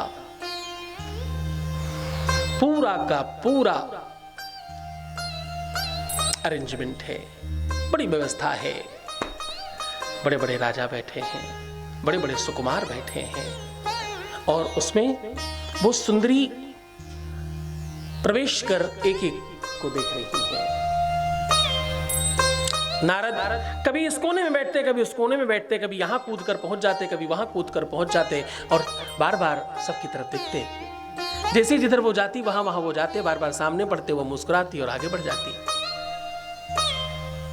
आगे बढ़ी, भगवान विष्णु आए और उन्हें उसे नमन कर उस सुंदरी ने जयमाल पहना दिया और दोनों चलने लग गए। नारद को बड़ा रोष आया, बड़ा क्रोध आया और जाकर सामने खड़े हो गए। ये क्या चक्कर है? ये क्या कर रहे हैं आप? मेरे साथ छल किया है आपने, मेरे साथ आपने। और तुम ये बताओ, मेरे जैसे सुंदर व्यक्ति को वर्णित नहीं करके तुमने इसे क्यों वर्णित किया? तो उसने कहा, नारद एक बार अपना मुखमंडल तो देख लो। नारद ने जाकर के देखा तो उनका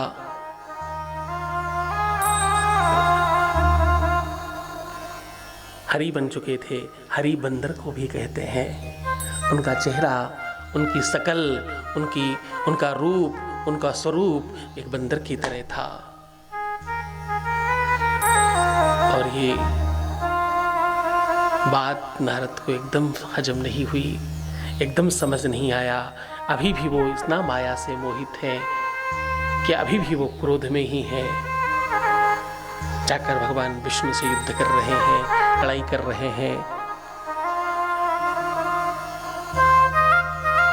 विष्णु तुम छलिया हो, विष्णु तुम जन्म जन्मांतर के छलिया हो। तुमने छल किया है मेरे साथ। मेरा रूप इसलिए खराब बना दिया ताकि मैं वर्णित न हो जाऊं। तुम्हें खुद विवाह करना था, मुझे बोल देते एक बार विष्णु, मैं खुद स्वयं हट जाता। भगवान विष्णु मुस्कुरा रहे हैं। अरे छलिया, मुस्कुराओ मत। अगले जन्म में जब तुम राम बनोगे तो तुम्हारा सपोर्ट, तुम्हारा सहयोग करने वाले वानर ही होंगे। जाओ, मैं तुम्हें श्राप देता हूं। तुम स्त्री के लिए ही बन बन भटकोगे। तुम्हारी स्त्री तुमसे दूर हो जाएगी और वहां मदद करने वाले तुम्हारे कोई नहीं होंगे, वानर ही तुम्हारी मदद करेंगे।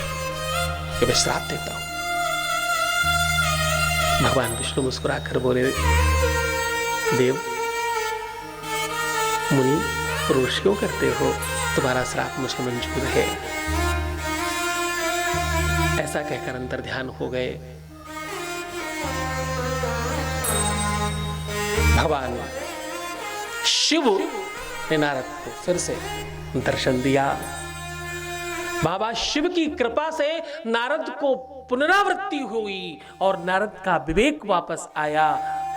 ये सब ऐसे ही नहीं हुआ। नारद ने प्रत्येक ज्योतिर्लिंग में जाकर के, प्रत्येक देवालय में जाकर, शिव महापुराण कहती है ऐसा कि नारद भटक भटक करके विश्व में जितने भी देवालय और शिवालय थे सब में जाकर के अपना मस्तक रगड़ा, अपनी नाक रगड़ी, तब जाकर भगवान शिव प्रसन्न हुए और उनको फिर से दिव्य और अद्भुत विवेक वाला देव बनाया। फिर से उनके ऊपर कृपा हुई और उन्हें अपना भान हुआ। नारद ने ब्रह्मा विष्णु सबसे जाकर अपने अपराधों की माफी और क्षमा मांगी है। इतना ही नहीं, बाबा शिव के चरणों में, ऐसा पुराण कहती है, कई वर्ष तक नारद पड़े रहे। जो नारद एक क्षण से ज्यादा कहीं रहते नहीं है, जरा समझना, पहले कई वर्षों तक हर शिवालय में भ्रमण करते रहे, पूजन करते रहे, और वही नारद भगवान शिव के चरणों में कई वर्ष तक पड़े रहे। ये मेरे शिव की महिमा है। इतना सब कुछ करने वाले के ऊपर भी कृपा हुई। सौनकादिक ऋषि कहते हैं कि भगवान, ये कथा बड़ा मनोरम है, पर इसमें बहुत सारी बातें समझ नहीं आ रही हैं। कृपया विस्तार से कहें कि नारद कौन है, इनका जन्म कहां हुआ, और ये ब्रह्मा और विष्णु कब और कहां जन्म लिए। भगवान शिव ने पहली बार किसे कथा सुनाई, और ये सती कौन है, किनसे विवाह हुआ बाबा शिव का, ये सब सुनने की मेरी इच्छा है। और जिनको श्राप दिया नारद ने, वो रावण और कुंभकर्ण कहां गए, उनका उद्धार कैसे हुआ, ये सब जानने की हमारी इच्छा है। आपको पता है, वो वही कुंभकर्ण है जो 6 महीने सोता और 6 महीने जगता है।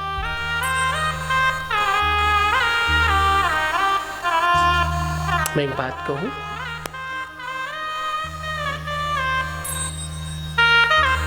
कुंभकर्ण तो 6 महीने सोता और फिर 6 महीने जगता था।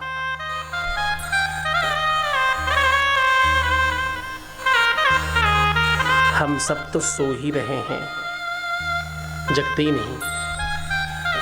कितने ही लोग ऐसे हैं जो सोने के बाद भी नहीं मानते कि हम सो रहे हैं। अगर जगाया जाए, और खास बात बताऊं, कोई सो रहा हो, उसे अगर आप जगाएं तो वो तत्काल कहेगा मैं सो रहा हूं क्या? नहीं, मैं तो जग रहा हूं। मुझे पूछ लो भी 2 मिनट पहले आप क्या कह रहे थे, इसके पहले आपने क्या बोला मैं बता दूंगा। मैं सो ही नहीं रहा था, मैं तो योग निद्रा में था, योग अभ्यास चल रहा था मेरा। जीवन में बहुत सारे लोग हैं जो सो रहे हैं। मनुष्य रूपेण मृगाश्चरन्ति, मनुष्य के रूप में मृग की तरह चल रहे हैं। जरा विचार करना,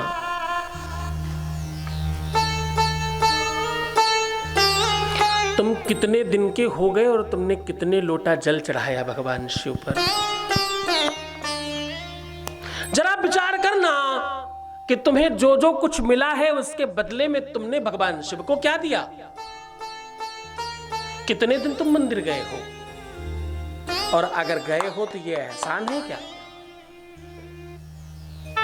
और इतना ही नहीं, जरा विचार करना कि तुम सोने के लिए, सुबह उठकर अपने काम पर जाने के लिए, टाइम पर खाना खा लेने के लिए, ये नॉर्मल काम करने के अलावा तुम स्पेशल क्या कर रहे हो?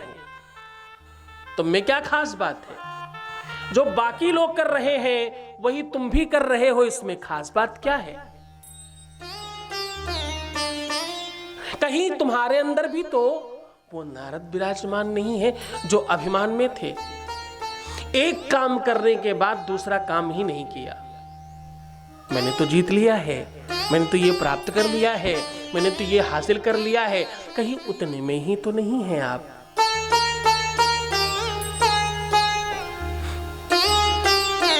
एक संगीत बजाने वाले, अगर आज आप संगीत यहां बजा रहे हैं क्या आपने अपने जीवन में ये प्रयत्न किया कि हम और कल नया क्या बजा सकते हैं, और अगर किया है तो कितने सालों से बजा रहे हो, क्या उतनी ही चीजें बजा सकते हैं? हम आज और नया क्या कर सकते हैं? कल हमने क्या नहीं किया है, आज हम और क्या कर सकते हैं? विद्यार्थी, हमने कल 1 घंटे ही पढ़ाई करी, क्या आज हम 1.5 घंटे पढ़ सकते हैं? 2 घंटे पढ़ाई कर सकते हैं? व्यापारी, आज हमने अपने काम को, आज हमने अपने व्यापार को इस स्तर पर खड़ा किया है, मैं दुकान पर जाता हूं और ये बेचता हूं, ये बिक जाता है, ये खरीदा जाता है, बस खत्म हो गया। इसके बाद नया और क्या किया हमने? इतना तो मशीन भी कर सकती है। एक बार मशीन को सिखा दो कि ये ऐसे और ऐसे होता है, वो वैसा करने लगेगी। अगली बार हम मनुष्य हैं, हमें कुछ नया करना चाहिए, हमें कुछ नए शोध के काम करने चाहिए।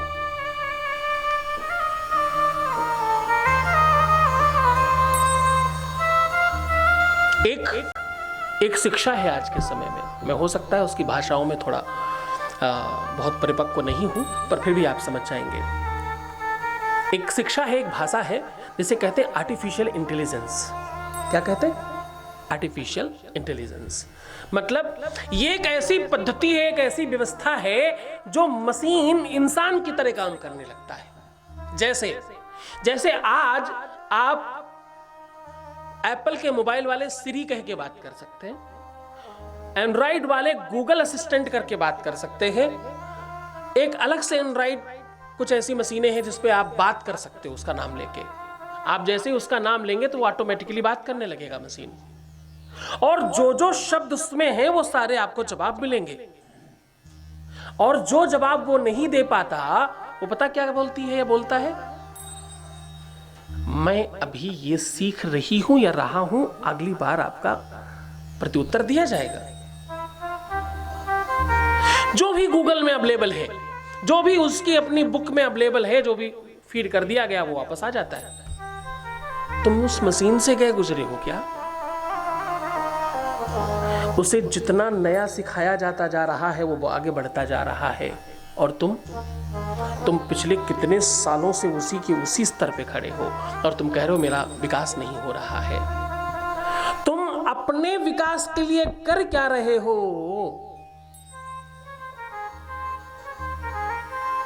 तुम अपनी उन्नति के लिए, अपनी श्रेष्ठता के लिए, अपने मूल्य वृद्धि के लिए, अपनी खासियत के लिए स्पेशल कर क्या रहे हो? रोज वही काम करना। एक लेबर, एक श्रमिक जाता है और सुबह से शाम तक जो भी उसे काम दिया गया श्रम करता है, रात में आकर सो जाता है, सुबह उठता है फिर वही काम करता है। एक गाड़ी चलाने वाला, एक पेंटर, एक कारीगर, एक इलेक्ट्रीशियन, या जो भी जो काम करता है, वो रोज वही उतने ही काम में अपने आप को ढालने की कोशिश कर रहा है। उससे स्पेशल, उससे इतर हटके क्या कर रहे हैं आप? एक इलेक्ट्रीशियन इंजीनियर के लेवल का क्यों नहीं बन रहा? क्यों? क्योंकि वो आगे कोई और प्रयत्न नहीं कर रहा। रोज नित्य आपके पास जितने भी घंटे हैं उन घंटों को कैलकुलेट कीजिए। 24 के 24 घंटों को एक कागज पर लिख करके अपने काम को डिवाइड कीजिए और बताइए क्या काम कर रहे हैं और क्या आप सेटिस्फाइड हैं। अगर हाँ, तो तुम्हारी सफलता हो रही होगी, तुम्हारी उन्नति हो रही होगी, और अगर नहीं तो तुम गलत हो। गलती किसकी है? तुम्हारी उन्नति में या तुम्हारी श्रेष्ठता में या तुम्हारे नीचे जाने में गलती किसकी है? गलती तुम्हारी है। आज घर जाना, एक कागज पे लेना और उसमें 24 घंटे लिखना। एक तरफ क्या लिखना? एक तरफ लिखना 24 घंटे और दूसरी तरफ अपने काम लिखना। मैं इतने घंटे सोया, यानी सोना जमा किया, बड़ा भारी काम किया, फिर क्या किया? फिर मैं काम किया, फिर क्या किया? फिर मैं इतने घंटे सोया, बड़ा भारी काम किया, फिर क्या काम किया? फिर मैं ये काम किया, फिर मैं इतने घंटे सोया, बड़ा भारी काम किया। तो आप क्या काम कर रहे हैं? सोना मतलब आप अगर चुपचाप बैठे हैं एक जगह, कुछ नहीं कर रहे हैं, तो आप सो रहे हैं। आप अगर कुछ नहीं कर रहे तो आप सबसे ज्यादा बड़ा काम कर रहे हैं, जो सबसे ज्यादा नुकसानदेह है आपके लिए। आप अपना अभ्यास डाल रहे हैं। आप अभ्यास डाल रहे हैं कि मुझे कुछ नहीं करना है जीवन में। आप क्या कह रहे हैं अपनी प्रकृति को? आप अपने अंदर की प्रकृति को कह रहे हैं कि मुझे कुछ नहीं करना है जीवन में। अच्छा, फिर एक जवाब आ सकता है आपकी तरफ से, कोई काम ही नहीं था, क्या काम करते? दुनिया में जो भी ये कह दे कि मैं क्या करूं, क्षमा करना, उससे बड़ा मूर्ख पूरे विश्व में कहीं नहीं है। क्या करूं? इतने काम हैं कि तुम थक जाओगे, समय कम पड़ जाएगा, काम नहीं खत्म होने वाले। घर की सफाई से लेकर के सामान का लाना, पुरानी चीजों को सही करना, उन्हें सुधारना, उन्हें व्यवस्थित करना, इतने काम है कि अगर आप गिनने बैठ जाएं तो काम ज्यादा है, समय कम है। पर करने वाले के लिए, एक्सक्यूज देने वाले के लिए नहीं। जो लोग एक्सक्यूज दे रहे हैं, जो अपनी नाकामी को शब्दों के साथ खेल रहे हैं, मैं तो कह ही रहा था ऐसा हो जाएगा, फलाने माने ही नहीं, मैंने तो पहले ही कहा था यही होना चाहिए, उन्होंने ऐसा किया ही नहीं। तो तुम कहां थे? तुम्हारी क्या आवश्यकता? जब उन्होंने नहीं कहा, उन्होंने नहीं किया, सब काम उन्होंने से हो रहा है, तो तुम्हारे होने से क्या मतलब? I am only responsible what I say, not what you understand. हमें पता है हम क्या कह रहे हैं। हम सुधरेंगे तब जग सुधरेगा। बाबा शिव यही कहते हैं। बाबा शिव के भक्त यही कहते हैं। बाबा शिव ने हमेशा किया है, करवाया नहीं।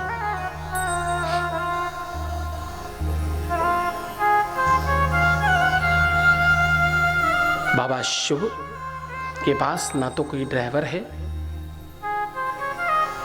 ना तो कोई स्पेशल वाहन है, नंदी है, वो स्वयं है जो कुछ है। सबसे सरलता से प्रसन्न होने वाले। मानो ये कह रहे हो कि तुम्हें सरल होना है, तुम्हें सहज होना है। जब तुम किसी दूसरे का नुकसान करते हो, दूसरे का बुरा करते हो, दूसरे का कुछ खराब कर रहे होते हो, तो तुम दूसरे का नहीं, अपना खराब कर रहे होते हो। अपनी प्रकृति को ये कह रहे होते हो, मानो अपने लिए ये बोल रहे होते हो कि ध्यान रखना, अब तुम्हारे लिए खराब ही होना शुरू होने वाला है, अब तुम्हारे लिए बुरा होना शुरू होने वाला है। तुम क्या कह रहे होते हो? तुम कह रहे होते हो कि अब तुम्हारे लिए यही होगा।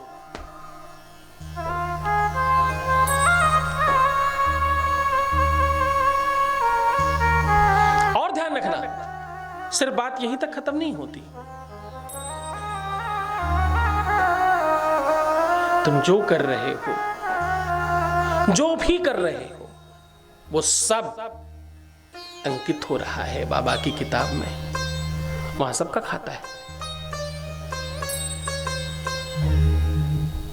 वहां सबका खाता है, सबके लिए लिखा जा रहा है और सबके लिए व्यवस्थाएं बनाई जा रही हैं। बाबा सब नोट कर रहा है। क्यों?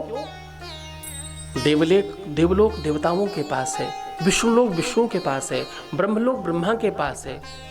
ये मृत्युलोक और पृथ्वी जो है ना, ये मेरे नाथ के हाथ में है, भगवान शिव के हाथ में है। और यहां रहने वाले सिर्फ और सिर्फ शिव के अधीनस्थ हैं। यहां वही संभाल रहे हैं सब। ये पृथ्वी शिव के रूप में है। पृथ्वी गोल नहीं है, पिंड के आकार की है, यानी शिवलिंग जैसी।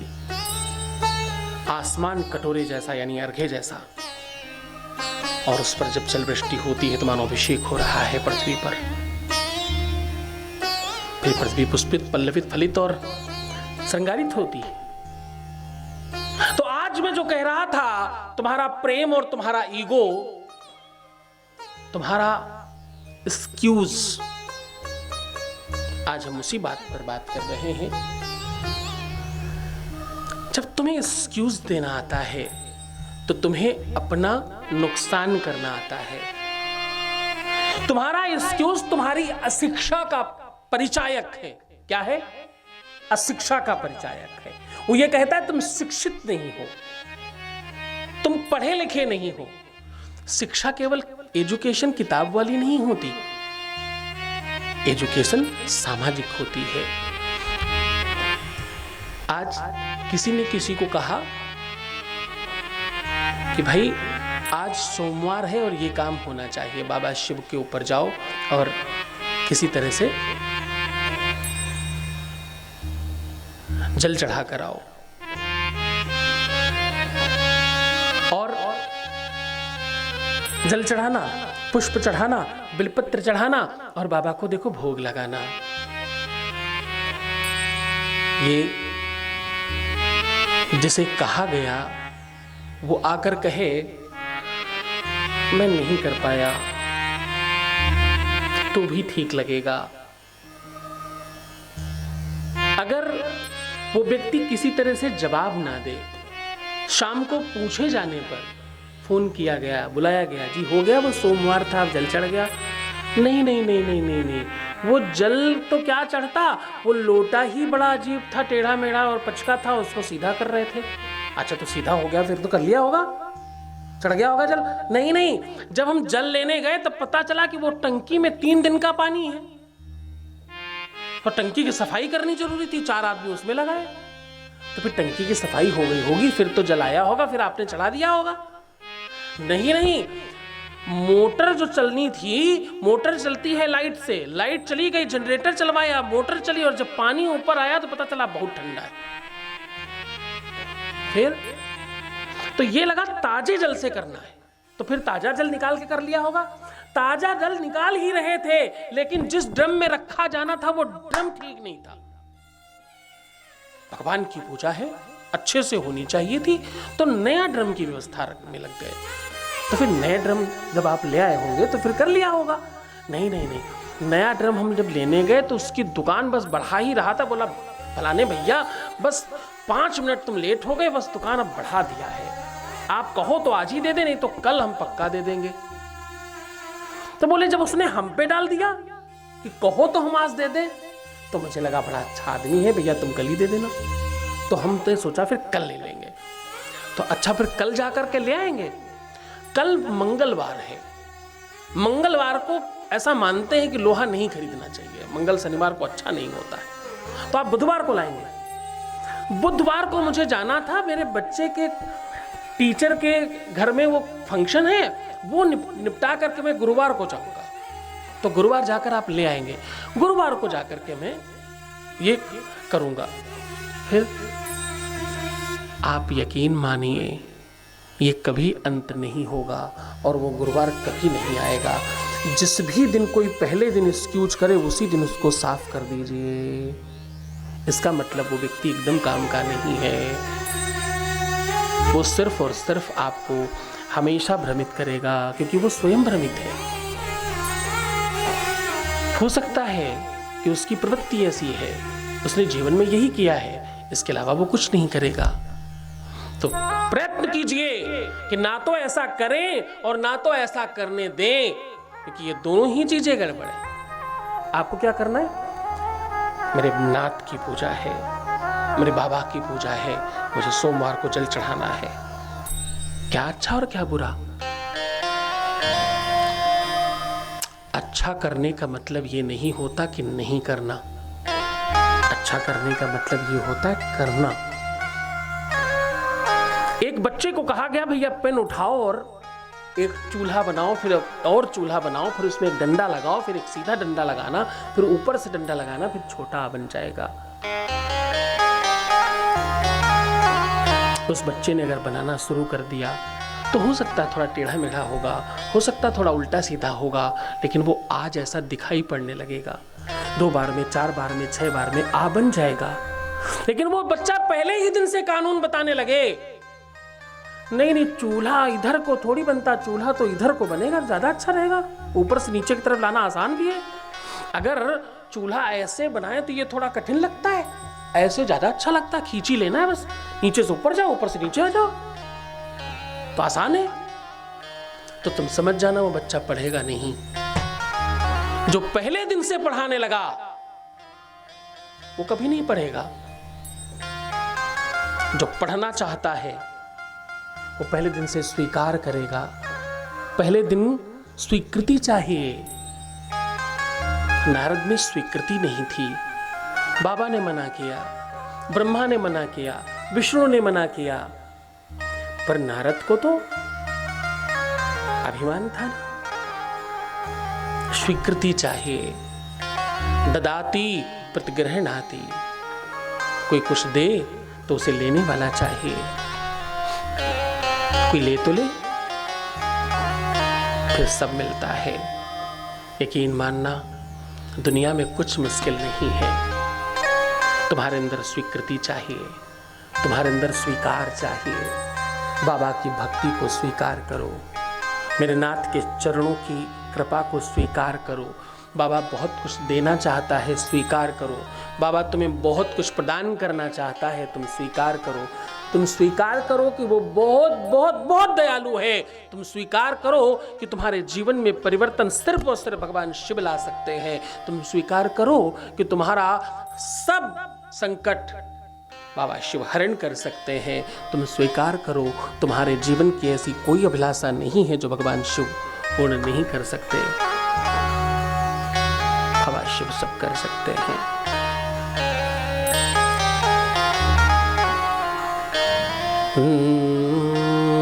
नाथ शंभु दयालु दयानाथ को, नाथ शंभु दयालु दयानाथ को, नाथ शंभु दयालु दयानाथ को, नाथ शंभु दयालु दयानाथ, नाथ शंभु दयालु दयानाथ को,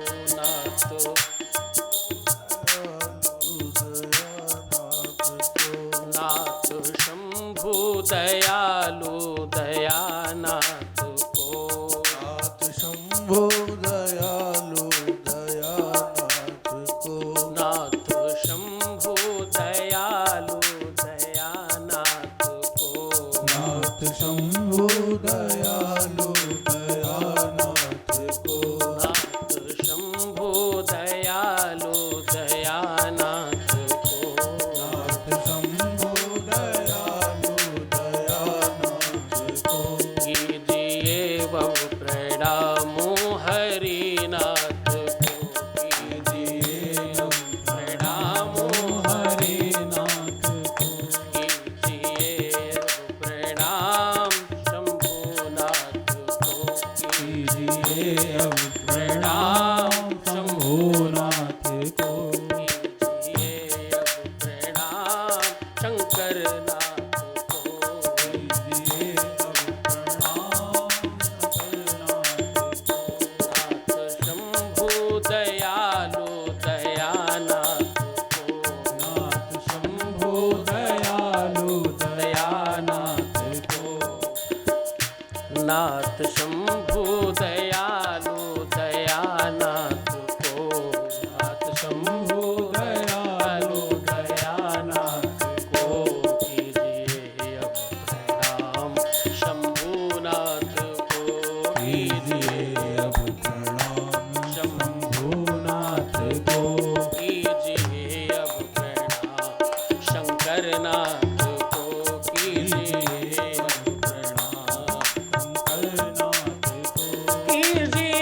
अब प्रणाम, शंकरनाथ को, कीजिए अब प्रणाम शंकरनाथ को, कीजिए अब प्रणाम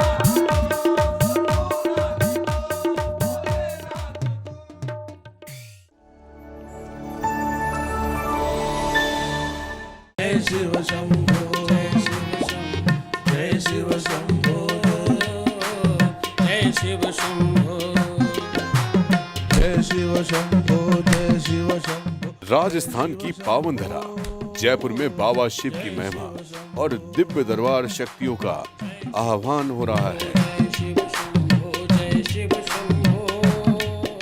जब तुमने उसे पहली बार चाहा था तो मैं नहीं था, तुम बीच में आए और उसके बावजूद मैं कह रहा हूं कि मैं तुम्हें दूंगा। तुम्हारे विश्वास पर मुझे मिला। जय शिव शंभो जय शिव शंभो। आप दिनांक 27, 28 और 29 सितंबर को सादर आमंत्रित हैं। स्थान है दीप स्मृति ऑडिटोरियम, शिप्रा पथ, मानसरोवर, जयपुर, राजस्थान। संपर्क करें। नंबर है 9936601255 9936601255। श्री सद्गुरुनाथ जी महाराज के प्रकल्पों में सबसे महत्वपूर्ण है आध्यात्मिक शिव नगरी की स्थापना एवं बाबा शिव की महिमा कथा एवं गौ सेवा, वृद्धा आश्रम, शिशु बाल विकास, अन्न क्षेत्र, भोजन वितरण, गरीब कन्याओं का विवाह, निर्धनों को रोजगार की व्यवस्था के साथ साथ हॉस्पिटल, योग्य क्षेत्र, आयुर्वेद धाम, ध्यान भवन, सत्संग भवन, सेवा धाम, विश्रामालय, वेद विद्यालय एवं संग्रहालय, अनुसंधान भवन, रिसर्च सेंटर, ग्रंथालय और 27 नक्षत्रों के वृक्ष, भव्य प्रेमेश्वर महादेव की प्रतिमा, शिव परिवार मंदिर का भी निर्माण किया गया है। आपका संस्थान पूर्ण प्राकृतिक वातावरण, हरियाली और शांत प्रदायक क्षेत्र में स्थित है। यहाँ हजारों लोगों को भगवान शिव की भक्ति से जोड़ने के साथ साथ सतमार्ग पर चलना भी सिखाया जाता है। यहाँ वेद, वेदांग, पुराण, शास्त्र, ज्योतिष, आयुर्वेद इत्यादि पर रिसर्च के साथ साथ शिक्षा का भी प्रबंध है। यहाँ रहने का अनुभव वैसा ही है जैसे शिव भक्त रहना चाहते हैं। आप इन प्रकल्पों से जुड़ने के लिए, दान के लिए संपर्क करें 9936601255। अधिक जानकारी के लिए 8447832114